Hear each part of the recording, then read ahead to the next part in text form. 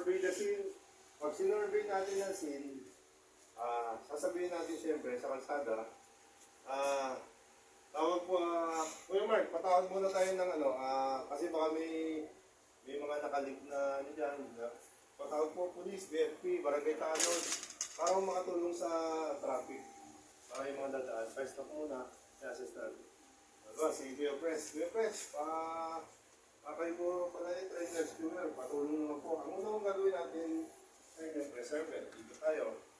I-ano po natin yung ano niya, kasi na-accident siya eh. So, i-stabilize natin yung ulo niya. Ang pinaka-proper po niya, ano niya. So, ito po, hawak natin sa panga para hindi siya gumalaw. Pero i-isayad natin to. Pero ako usually ginagawa kapag pag ganito, nauuga pa yan eh.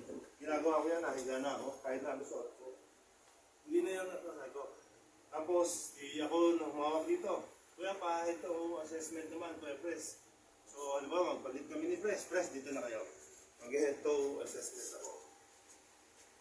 So, nalota, Kuya, sabaw, gising. Kuya, nasagot. Ano po pangalan nila? Ceres po. Ceres po. Kuya Ceres, ilang taon na po kayo? 7 po. Marami ho kayong asawa? Isa lang pala asawa nyo. Kuya Ceres, isa lang asawa nyo. May contact number ba kayo? Meron mo.